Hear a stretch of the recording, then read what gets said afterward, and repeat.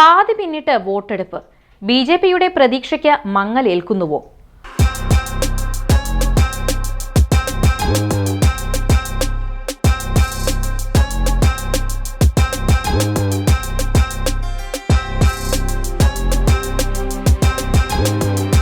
ലോക്സഭാ തെരഞ്ഞെടുപ്പിൽ മൂന്നാം ഘട്ടത്തിലും പോളിംഗ് ശതമാനം കുറഞ്ഞതിൽ രാഷ്ട്രീയ പാർട്ടികൾക്ക് ആശങ്ക.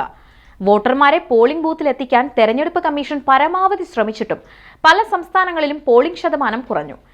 NDAക്ക് 400-ലധികം സീറ്റെന്ന ലക്ഷ്യം വെല്ലുവിളിയാകുമെന്ന സൂചനയാണ് ആദ്യ 3 ഘട്ടങ്ങളിലെ പോളിംഗ് ശതമാനം നൽകുന്ന സൂചന. ഇതുവരെ 3 ഘട്ടങ്ങളിലായി 284 മണ്ഡലങ്ങളിലാണ് പോളിംഗ് നടന്നത്. മൂന്നാം ഘട്ട ലോക്സഭാ തെരഞ്ഞെടുപ്പിന്റെ പോളിംഗ് ശതമാനം 64.58 ആണ്. കഴിഞ്ഞ തവണത്തേക്കാൾ നിലവിൽ 3% കുറവാണിത്. ആദ്യഘട്ടത്തിൽ 102 മണ്ഡലങ്ങളാണ് പോളിംഗ് ബൂത്തിലെത്തിയത്. 66.14% പോളിംഗ് ആണ് രേഖപ്പെടുത്തിയത്. 3.29% കുറവാണ് സംഭവിച്ചത്.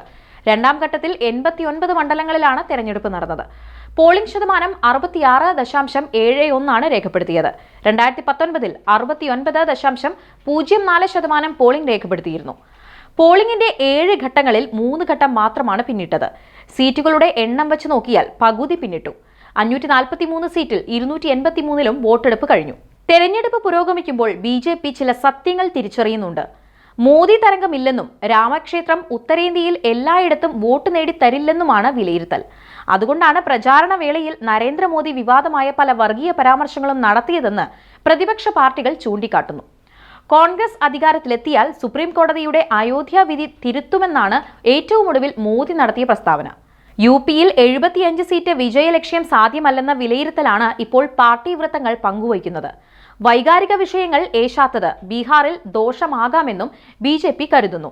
കർണാടകയിലും ബംഗാളിലും ലൈംഗിക വിഷയങ്ങൾ ചർച്ചയിലേക്ക് വന്നതും പാർട്ടിയെ പ്രതിരോധത്തിലാക്കി. ഗുജറാത്തിൽ ഉൾപ്പെടെ ജാതീയമായ പ്രശ്നങ്ങൾ BJPക്ക് ദോഷമായിട്ടുണ്ട്. സംസ്ഥാനത്ത് സ്ഥാനാർത്ഥികളെ ഏറെ നേരത്തെ പ്രഖ്യാപിച്ചതും വിമത ശബ്ദങ്ങൾക്ക് വഴിവെച്ചു. സൂററ്റിൽ മറ്റ് സ്ഥാനാർത്ഥികളെ ഒഴിവാക്കി വിജയം നേടാൻ കാട്ടിയ ആവേശവും അതേ തന്ത്രം ഇൻഡോറിൽ പ്രയോഗിക്കാൻ ശ്രമിച്ച് പരാജയപ്പെട്ടതും പാർട്ടിക്കുള്ളിൽ തന്നെ വിമർശനത്തിന് വഴിവെച്ചു.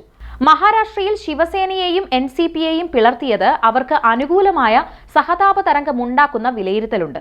മുഖ്യമന്ത്രി അരവിന്ദ് കെജ്രിവാളിന് ഇടക്കാല ജാമ്യം ലഭിക്കുമെന്നും അത് പ്രചാരണത്തിന്റെ സ്വഭാവം മാറ്റുമെന്നുമുള്ള പ്രതീക്ഷയിലാണ് ഡൽഹിയിൽ ആം ആദ്മി പാർട്ടി.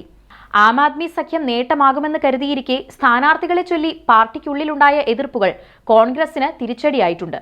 എന്നാൽ ഹരിയാനയിൽ BJP സർക്കാരിന് ഭൂരിപക്ഷം നഷ്ടപ്പെട്ടതുകൊണ്ടുണ്ടായ പുതിയ പ്രതിസന്ധി ലോക്സഭാ തെരഞ്ഞെടുപ്പിനെയും സ്വാധീനിക്കുമെന്ന പ്രതീക്ഷ കോൺഗ്രസിനുണ്ട്.